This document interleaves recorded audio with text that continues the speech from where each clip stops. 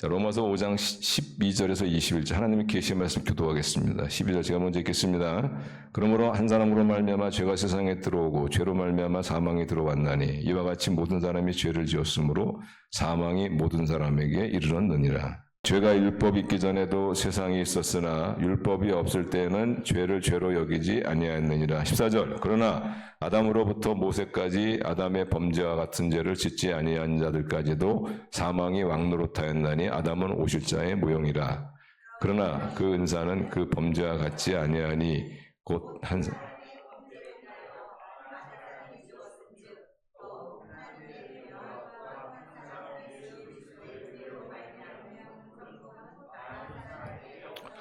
또 이 선물은 범죄한 한 사람으로 말미암은 것 같지 아니하니 심판은 한 사람으로 말미암아 정죄에 이르렀으나 은사는 많은 범죄로 말미암아 의롭다 하심에 이름이니라.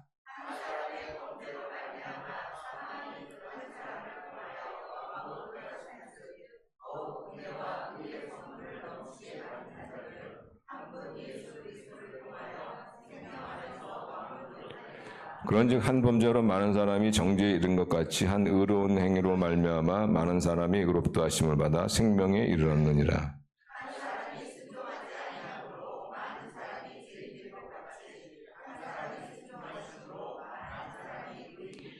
율법이 들어온 것은 범죄를 더하게 하려 함이라. 그러나 죄가 더한 것에 은혜가 더욱 넘쳤나니 이는 죄가 사망 안에서 왕노릇한 것 같이 은혜도 또한 의로 말미암아 왕노릇하여 우리 주 예수 그리스도로 말미암아 영생에 이르게 하려 함이라.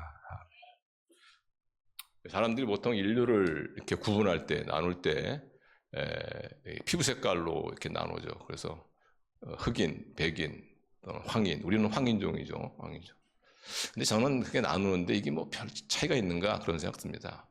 백인이라도 뭐 좀 햇빛도 많이 쬐면은 좀 뭐 시꺼멓게 좀 변하고 그런 거고 뭐 다 거기가 거기지. 그 다음에 또 보통 인류를 나눌 때는 문명을 가지고 나누죠. 그래서 뭐 여러 가지 그 지역에 따른 문명을 가지고 사람들 뭐 먹고 사는 그게 뭐 다르면 얼마나 다르겠어요. 거기가 거기지. 그 다음에 또 사람이 인류를 구분할 때 나눌 때 쓰는 것이 언어입니다. 언어. 근데 언어도 사실 그렇게 뚜렷하게 다른 게 없어요. 사실 그냥 어떤 나라는 그 저기 주어하고 동사가 나오는 나라가 있고 어떤 나라는 어순만 바뀌는 거죠, 그죠? 예, 어순만. 어떤 나라는 그냥 주어하고 목적어 먼저 나오는 경우 있고 뭐 그게 물론 뭐 차이는 있죠. 예, 뭐 언어의 차이, 문명의 차이, 또 이 피부색 차이는 있긴 있지만은 참 그것이 정말 인류를 아주 구분하는 그런 차이가 될까 이런 생각을 합니다. 근데 정말 차이가 나게 하는 게 있어요.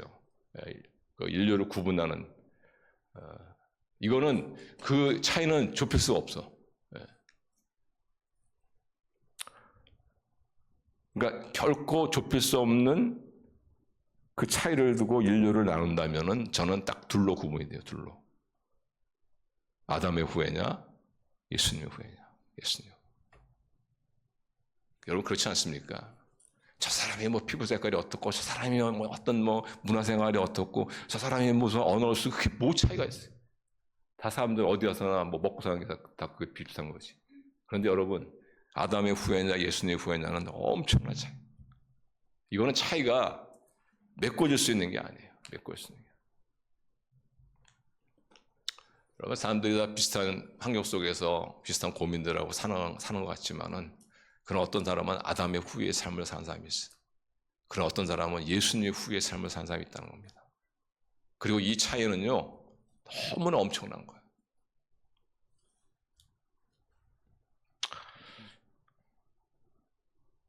아담의 후예는 뭐냐? 아담의 후예는 특징이 뭐냐면 죽는다는 겁니다. 죽는다. 그러니까 아담의 후예의 특징은 뭐냐? 죽음이다. 죽음. 예수님의 후예는 뭐 죽음 그러면은 좀 달리 이것을 표현한다면 멸망이다. 영원한 멸망이다. 이렇게 얘기할 수 있죠. 그런데 예수님의 후에는 영원히 산다는 것이죠. 그러니까 여러분은 죽어야 될, 죽음으로 가야 될 수밖에 없는 그런 삶을 사는 사람과 영원한 생명의 삶을 사는 사람의 이 차이가 엄청나지 않습니까? 이거 차이가 아니죠, 이건요. 완전히 다른 거지. 완전히 다른 거. 그러니까 이 세상에는 이렇게 완전히 다른 인생을 사는 사람이 있다는 거예요. 둘 중에 하나예요, 둘 중에 하나.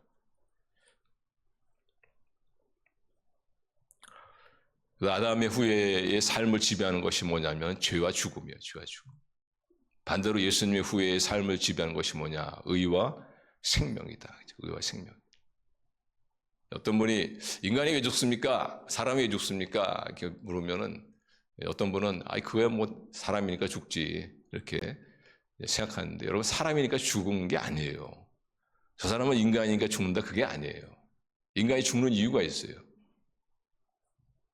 그 생명공학을 이제 하시는 분들의 이야기를 들어오면은 일정한 조건만 되면은 세포 분열은 끝없이 일어난답니다. 끝없이 일어난대. 그래서 인간은 영원히 살 수도 있대요. 사실. 그 조건만 맞으면, 조건만 맞으면. 다시 말하면 영원히 살 수 있게끔 만들 수 있다는 얘기입니다. 근데 사람이 죽는다는 것은 왜 그러냐? 그것이 바로 그 이유가 죄 때문이라는 거예요. 죄 때문에. 여러분 아시겠지만은 아담이 하나님께 불순종해서 선악과를 따먹잖아요, 그죠? 그래서 그때 어떤 일이 일어난지는 잘 모르겠습니다만은 분명한 건 뭐냐면은 그 아담의 어떤 DNA가 어떤 심하게 부패되어져서 그런 부패한 아담의 DNA를 가지고 그 후손들이 계속 나오는 거예요. 후손들이 계속. 그래서 인간은 죄인으로 태어나는 거예요. 인간은 악당으로 태어나는 거예요. 왜냐하면 아담의 그 부패한 DNA를 갖다 가지고 태어나기 때문에 그렇습니다. 그래서 이것을 우리 성경에서는 뭐라고 하겠냐면은 아마 PPT는 없을 거예요. 14절에 이렇게 말합니다. 그러나 아담으로부터 모세까지 아담의 범죄와 같은 아담이 어떤 범죄를 저질렀어요? 하나님께 불순종해서 선악과를 따먹지 않습니까? 어쨌든 간에 그 불순종의 범죄함을 짓지 않습니까? 근데 그런 같은 죄를 짓지 아니한 자들까지도 사망이 왕노릇하였나니. 그러니까 아담과 같은 그런 범죄를 저지르지 않은데 불구하고 그 후손들이 죽는다는 거예요. 그렇습니까? 아담의 그 죄의 DNA를 가지고 물려받아 태어나기 때문에 그런 거예요.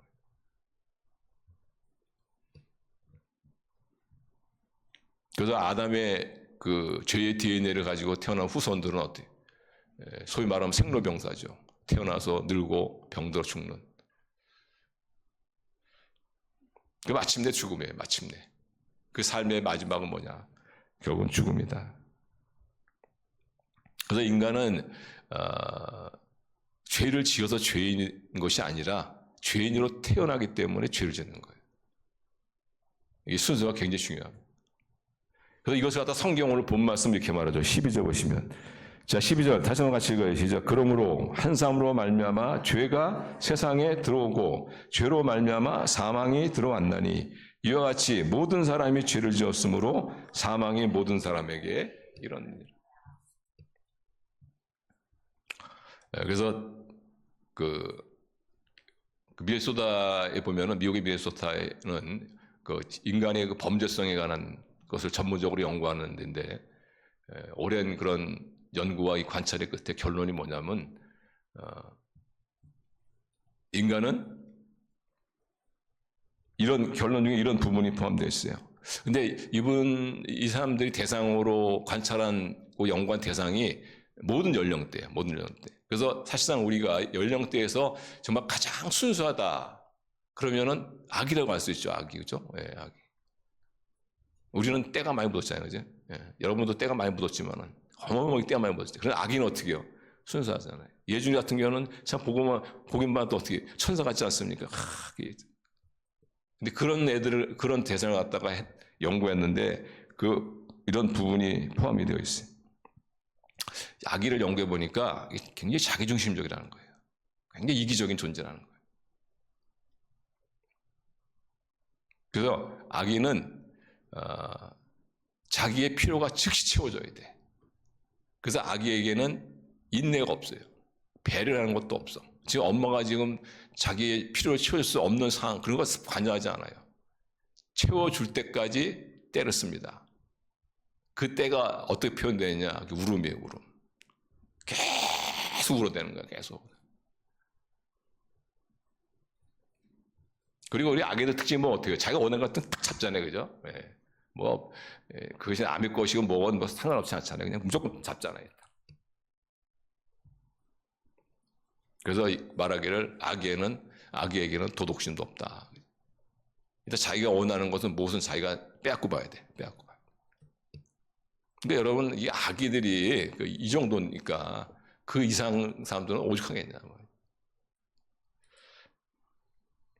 그래서 이런 이기적이고 자기중심적인 어떤 생각과 행동들을 가지고 이것이 이것이 교정되지 아니하고 계속 자라면 어떻게 되느냐? 범죄자가 된다는 거예요. 결국 범죄자가 된다.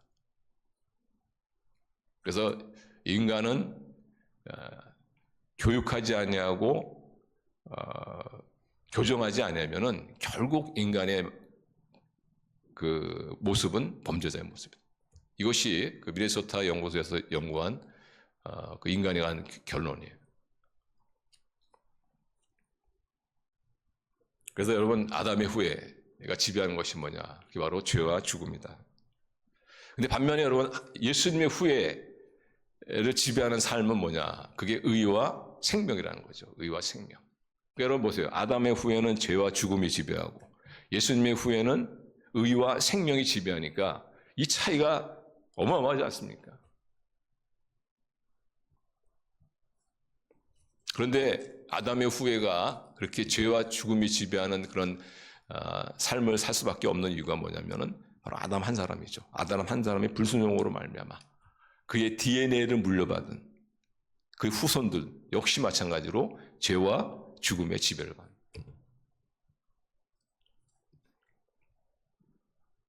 그런데 이 죄와 죽음의 지배를 받는 삶의 그 사이클을 그 고리를 탁 끊은 사람이 계시죠. 그분이 누구냐? 예수님이라는 거예요.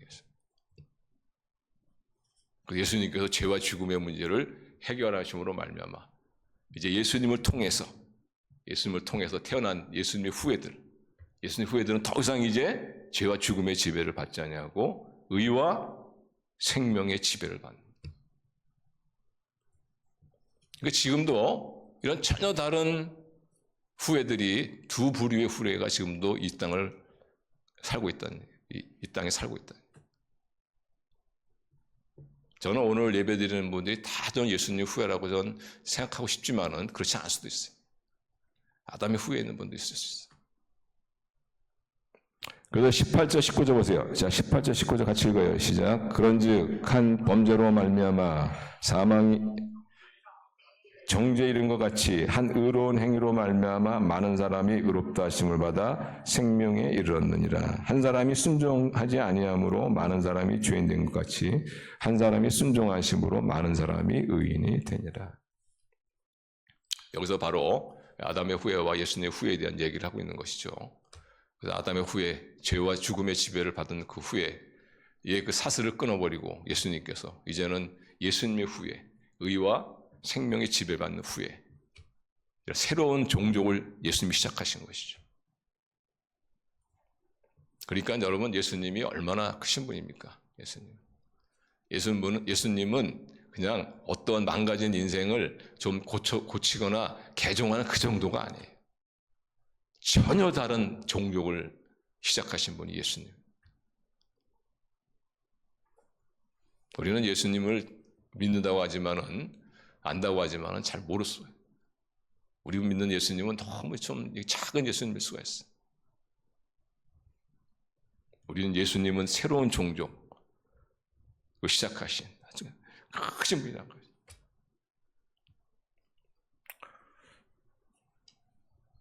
그래서 여러분, 이 예수님의 후예의 특징이 뭐라고 했죠? 생명이라고 했죠. 그래서 여러분이 정말 예수님의 후예다.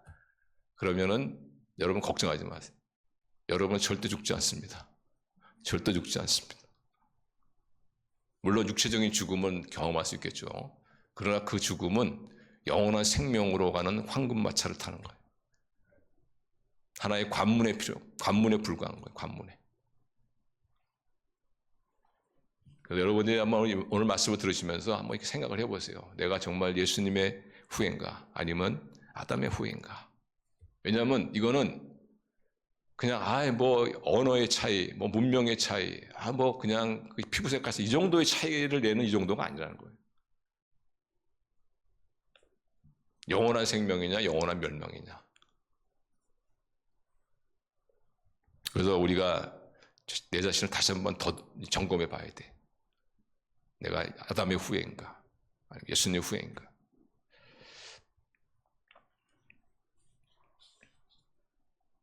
아담의 후예라고 생각하는 분 손 한번 들어보세요라고 말하고 싶지만은 또 창피해서 안 드시는 분이 계실까 봐 내가 얘기는 못 하겠고.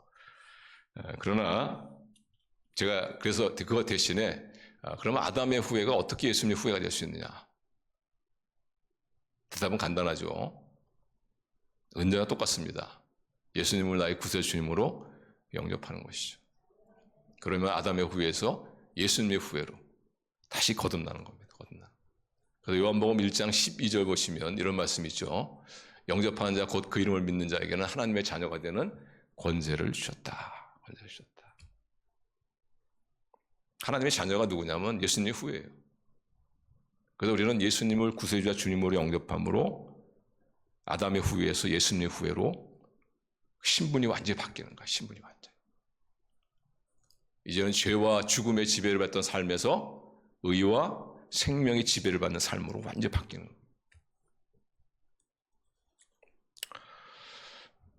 그의 삶에 죽음이 떠나갑니다. 그냥 예수님을 믿는 순간에 확 떠나가지 않아요. 그러나 점점 죽음의 그림자가 떠나가. 그리고 생명이 역사하기 시작해. 생명의 역사. 그래서 하나님의 자녀로 이렇게 다시 되는 것을 갖다가 우리가 보통 어떤 말 쓰냐면은 거듭난다 이런 얘기하죠. 거듭난다. born again. 다시 말하면 다시 태어난다. 이런 얘기야. 그러니까 이 아담의 후예에서 예수님의 후예가 되려면은 인생이 모태에서 태어나지 않습니까? 근데 그걸로 끝나면 안 돼요. 다시 한번 더 태어나야 돼. 더 태어나야 돼. 이것을 우리는 born again. 예수 그리스도를 주님과 구세주 주님을 영접함으로 거듭남으로 다시 태어남으로 우리는 예수님의 후예가 된다. 그런데 여러분 청교도 미국의 그 청교도 분들이 자주 쓴 얘기가 뭐냐면 사람이 한 번 태어나면 두 번 죽고 두 번 태어나면 한 번 죽는다 이런 얘기를 했어요. 그러니까 한 번 태어나면 두 번 죽어요. 두 번. 그러니까 어머니 모태로부터 나오는 걸로 끝 그러면은 육체적인 죽음을 맛보고 나중에는 영원한 멸망의 죽음을 맛본다는 거예요. 근데 예수님이 모태에서 태어났지만 그 중간에 다시 태어났어. 예수 그리스도를 믿음으로 그가 born again 다시 태어났어. 그러면 그는 한 번만 죽어요. 한 번만. 육체적인 죽음. 이미 말씀한 육체적인 죽음이란 것은 바로 영원한 생명을 향해 나가는 황금마차를 타는 것이다.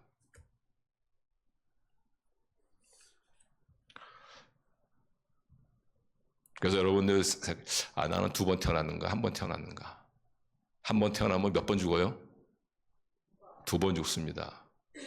그냥 노골적으로 말씀드릴게요. 두 번 죽는데 어떤 죽음이냐? 육체적인 죽음. 그리고 또 하나 지옥 형벌을 말합니다. 사실 죽음이라는 것이 이게 우리의 영혼이 어떻게 우리 영혼이 육체와 분리되는 거죠, 그죠?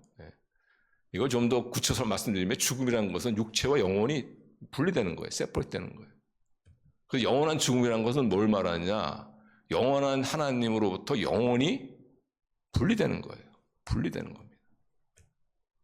그 지옥에는 하나님이 안 계세요. 천국에는 특징이 뭔지 아세요? 하나님이 계세요. 하나님.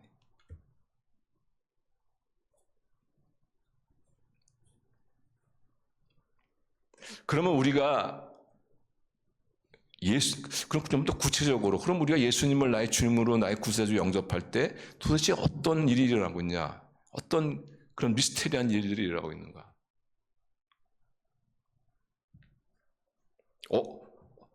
어떤 일들이 일어나길래 죄와 죽음의 지배를 받던 삶에서 의와 생명의 지배를 받는 그런 예수님의 후예의 삶을 살 수 있는가? 도대체 예수님을 영접한 순간에 도대체 어떤 정말 중요한 일이 일어난다는 거죠. 중요한 일이. 예수님을 영접하는 그 순간에 굉장히 중요한 일이 일어납니다. 여러 가지 중요한 일들이 일어나지만은 정말 중요한 일이 뭐냐면 그때 영이 임한다는 거예요. 영이 임한다는 거예요. 그러니까 우리가 예수님을 주님으로 나의 구세주 영접한 순간에 어떤 일이 일어났냐? 성령이 임한다는 거예요. 성령.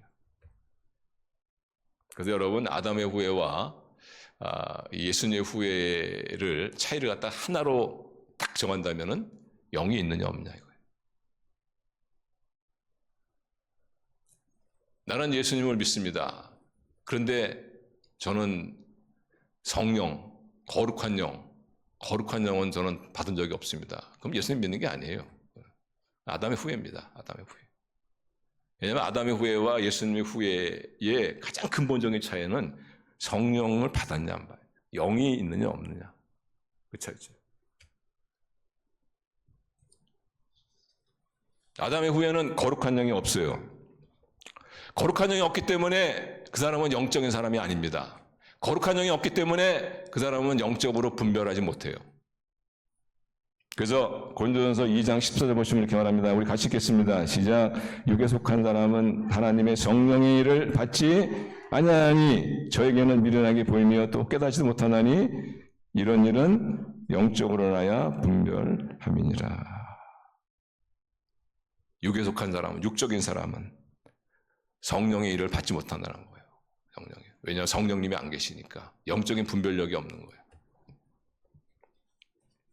그래서 제가 자꾸 이렇게 예수님을 믿어보려는 분에게 제가 권면해 드리는 것이 뭐냐면은 예수님을 믿어보는 분 가운데는 말씀이 다 이해가 되면은 내 믿겠다 이런 분들이 꽤 계세요. 근데 저는 그것도 이해는 합니다만은 그러나 제가 이제 권면해 드리는 것은 뭐냐면은 믿으십시오. 그러면 그 말씀이 이해가 됩니다. 이렇게 저는 말씀을 드려요. 왜냐하면 우리 예수님을 주님을 영접하면은 성령님이 오시거든요. 영이 오세요. 영이 임한단 말이죠. 그러면은 그때부터 성령께서 말씀을 깨닫게 해주세요. 믿게 해주세요. 내 삶 가운데 이 말씀을 적용시켜 주세요. 그래서 내 마음에 어떤 가책을 일으키기도 하시고 내 마음에 어떤 평안을 주시기도 하시고 확신을 주시기도 하시고 그래서 말씀을 내가 정말 깨닫고 내가 예수님을 믿겠다 이렇게 하지 마시고 예수님을 믿으세요. 믿으세요. 예수님의 부활의 근거에서 믿으시고 그럼 어떻게 해요? 성령이 임하시고 그다음에 성령께서 우리를 진리 가운데 인도해 주신다는 거예요. 우리가 깨달을 바를 깨닫게 해주신다는 거예요.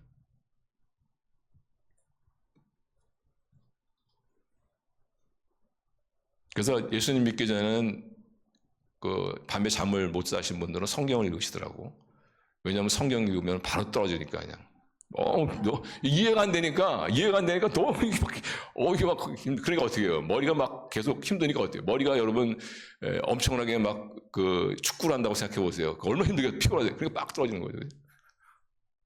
근데 나중에 예수님 믿고 성령 받고서는 더 이상 이제 성경을 내가 수면제로 쓰지 않습니다. 얼마나 성경이 잘 깨달아지고 내 마음에 기쁨이 있는지. 그래서 여러분 아담의 후예의 특징이 뭐냐? 육적인 사람이다. 영이 없기 때문에. 영이 없기 때문에. 100% 육적인 사람이에요. 100% 육적인 사람. 거기에는 0.0001%의 스피릿도 없어요. 그래서 영적인 측면은 영적인 것을 분별을 못해. 그냥 인간적인 어떤 그런 지식으로 그냥 자기가 뭐 이해하는 그런 정도지 그거는 영적으로 안다 이렇게 얘기하는 게 아니에요.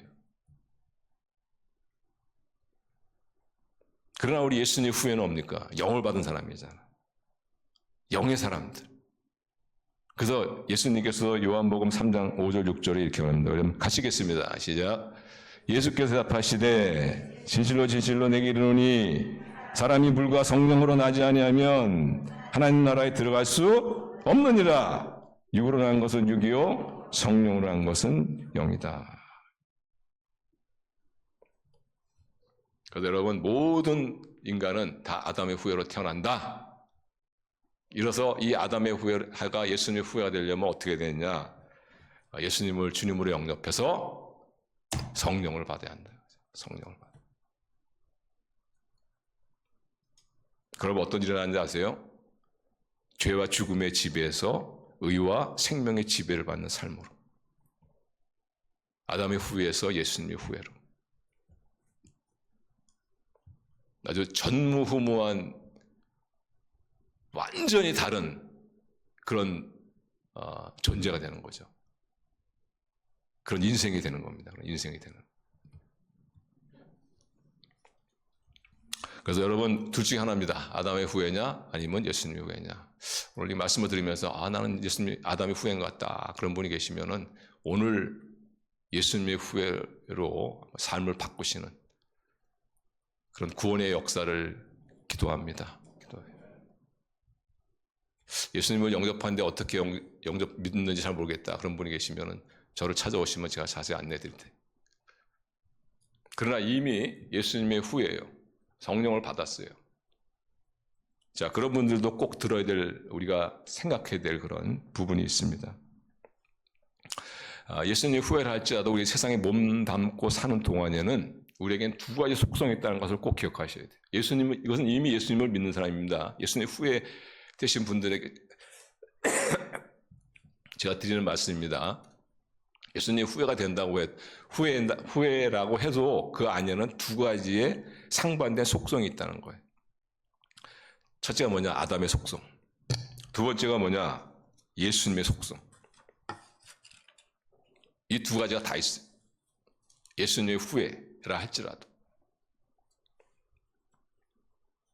그런데 여러분, 우리가 아담의 속성을 쫓으면은, 다시 말하면 육체의 소욕을 쫓으면은 무엇이 역사한다? 죽음이 역사한다. 삶 가운데 죽음이 역사한다.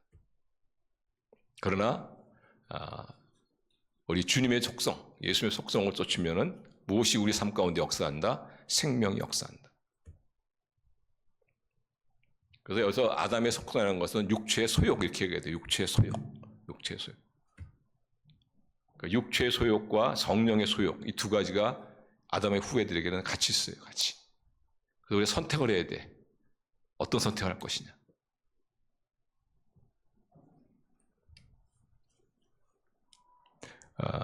예수님의 속성은 한마디로 말하면 성령의 인도하심, 이렇게 합니다. 성령의 인도하심을 받는. 그러니까 육을 따라 살 것이냐, 성령, 영의 인도하심을 따라 살 것이냐. 이 두 가지가 우리 안에 같이 있는데 우리가 둘 중에 하나 선택을 하셔야 돼요. 예수님 후예들에게만 해당되는 말씀입니다. 아담의 후예에게는 이런 말씀이 해당이 안 돼요. 그분은 이런 말씀 해당이 안 되는 거예요. 자, 그러면은 아담의 속성을 쫓아서 살면은 삶의 어떠한 모습들이, 결과들이 나타나느냐. 자, 갈라디아서 5장 19절 21절. 자, 한번 같이 읽어요. 시작. 육체의 일은 현저하니 곧 음행과 더러운 것과 호색과 우상숭배와 수수와 원수를 맺는 것과 분쟁과 시기와 분냉과 당짓는 것과 불리함과 이단과 투기와 추취함과 방탕함과 또 그와 같은 것들이라. 이러한 우리 예수님을 믿지만, 예수님 후예지만, 그러나 우리 안에 있는 아담의 속성, 육체의 소욕을 우리가 따르면은 바로 이러한 결과들이 나타난다는 거예요. 반대로 예수님의 후예지만 우리가 성령의 인도하심을 따를 때는 어떠한 일들이 일어나느냐? 갈라디아서 5장 22절 23절 같이 읽어요. 시작. 오직 성령의 열매는 사랑과 희락과 화평과 오래 참음과 자비와 양성과 충성과 온유와 절제니 이 같은 것을 금지할 법이 없느니라. 여기서 말하는 이 성령의 9가지 열매라는 것은 관계에서 얻는 열매를 말합니다. 관계에서. 그러니까 여기서 희락, 기쁨이라는 것은 자기 혼자 좋아가지고 그냥 헬렐레 하는 게 아니고 이웃이 좋은 일이 있을 때 같이 기뻐해 주는 거예요. 같이 기뻐해 주는 거예요. 그러니까 여러분 너무너무 다르지 않습니까? 우리가 어떤 걸 선택하냐에 따라서 내 안에는 아담의 속성을 선택할 것이냐 아니면 예수님의 속성을 선택할 것이냐 육체의 소욕을 따를 것이냐 아니면 성령의 인도하심을 따를 것이냐 에 따라서 우리가 예수님의 후회를 할지라도 우리의 삶에 나타난 결과, 열매들이 너무너무 다르다.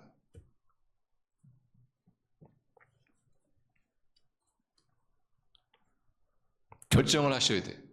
근데 참 너무나 감사하게도 우리가 이것을 결정하는 것이 어렵지가 않습니다. 너무너무 쉬워요. 왜 쉬우냐면요. 우리 안에 아담의 속성과 예수님의 속성이 있지만 이 두 속성이 팽팽하게 밀고 당기는 게 아니에요. 예수님의 속성이 훨씬 더 강합니다. 훨씬 더 커요. 그래서 우리가 예수님의 성품, 예수님의 속성을 우리가 따르기를 결정하면은 편해요. 삶이 편합니다. 삶이 편해. 어렵지 않아요. 뭐 많은 갈등이 필요 없어.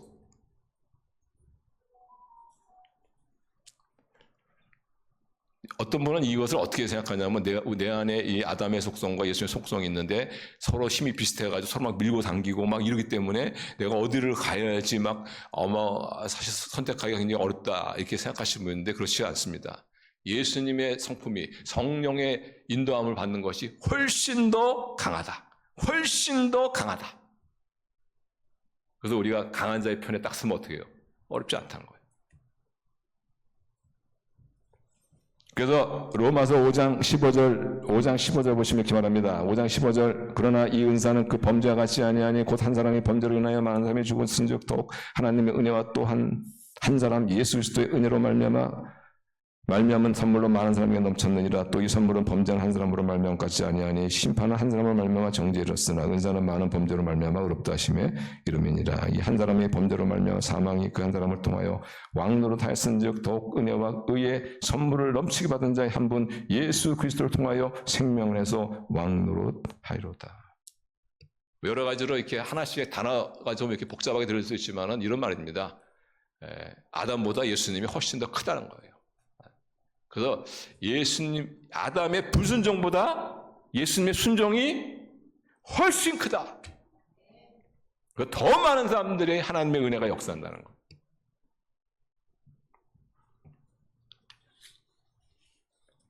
그래서 여러분 아담의 속성과 예수님의 속성이 있지만은 두 개가 팽팽한 어떤 힘대결 하는 것이 아니고 예수님의 속성, 성령의 인도하심이 훨씬 더 강하기 때문에 우리가 성령의 인도하심을 우리가 선택하면은 모든 게 잘 된다는 거예요. 삶이 편안하다는 겁니다. 내 마음에 하나님이 주시는 평안이 있다는 거예요. 기쁨이 있다는 거예요.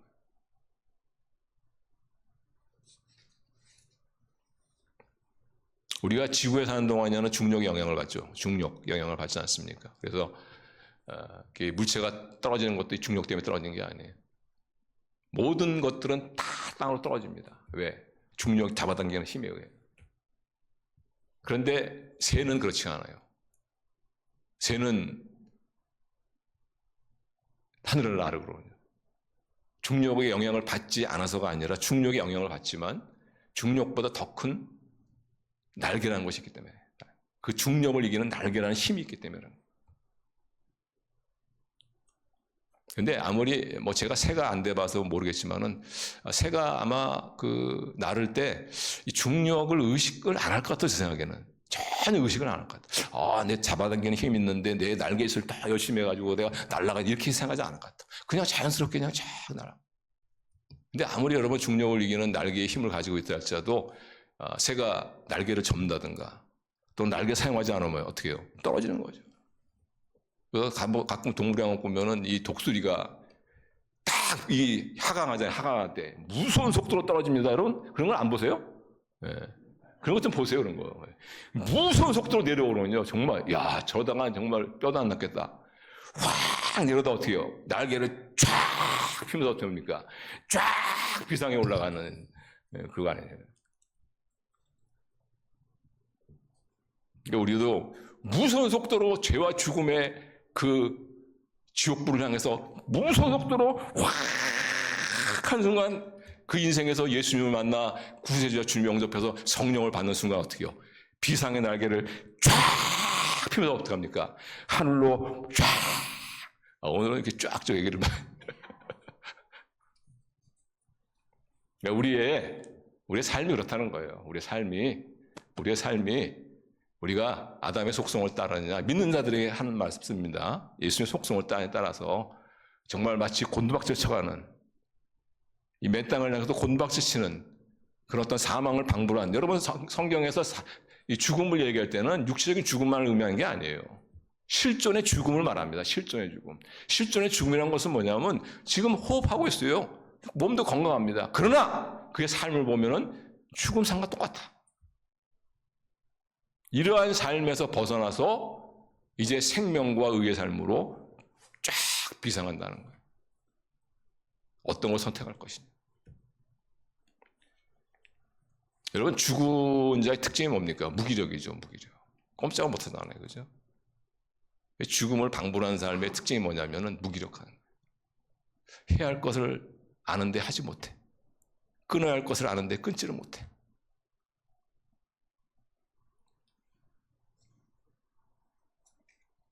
의욕이 없어요. 욕구가 없어요. 아마 혹시 과거에 무기력이 아마 빠진 분들은 이거 아마 이해할 겁니다. 그때는 정말 절망의 절망. 아무런 욕구가 없어.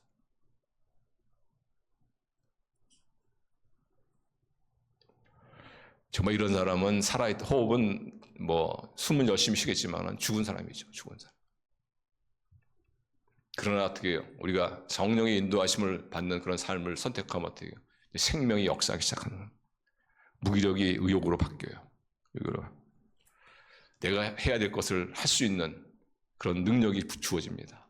내가 끊어야 될 것을 끊는 그런 역사가 일어난단 말이에요.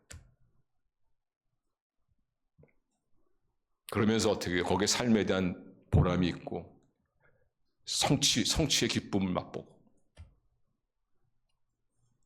이런 것이 바로 성령의 인도를 받는 삶의 특징이다. 죽은 사람의 특징이 또 하나 뭐 있어요? 감정이 없죠. 감정이 없어. 아무리 감동적인 장면을 봐도요, 감동을 느끼지 못해. 불쌍한 사람. 슬퍼도 울지를 못해.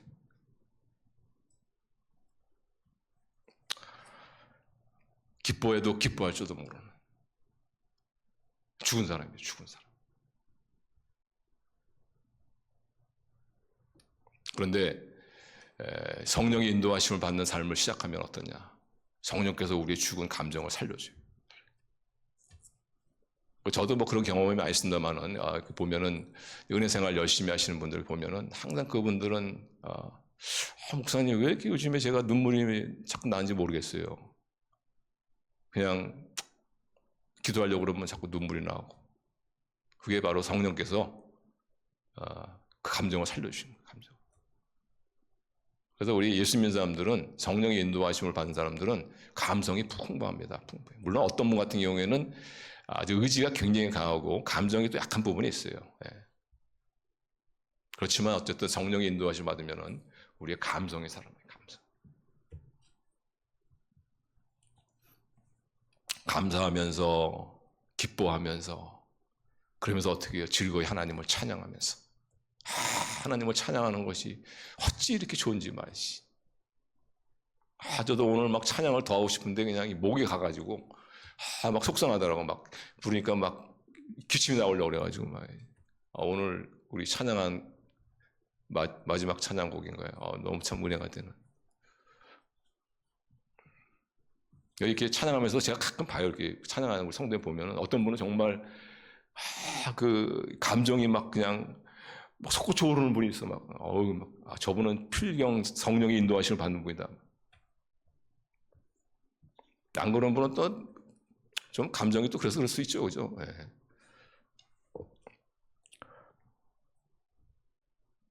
그것 또한 죽은 사람의 특징이 뭐냐면은, 죽음은 반드시 부패로 이어진다는 거죠. 부패로 이어진다.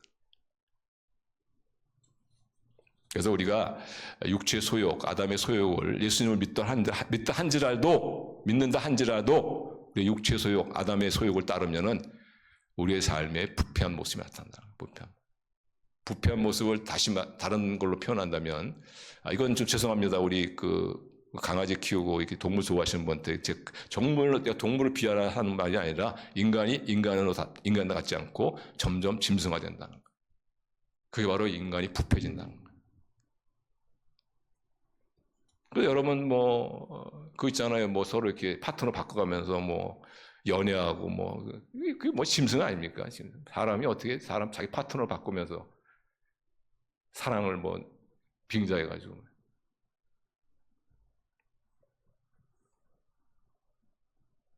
어떤 분이 그러더라고요. 우리 한국 사람은 놀아도 화끈해가지고 화끈하게 노는. 그러니까 어떤 사람이 질문했어요. 그러면 화끈하게 논다는 게 뭡니까? 근데 이분이 굉장히 연구를 많이 했나 봐. 화끈하게 논다는 거 내가 쭉 조사해보니까요. 동물처럼 놀아야 된다는 것이 화끈하게 논다는 거. 미친 듯이 놀아야 되는 게 화끈하게 논다는 거.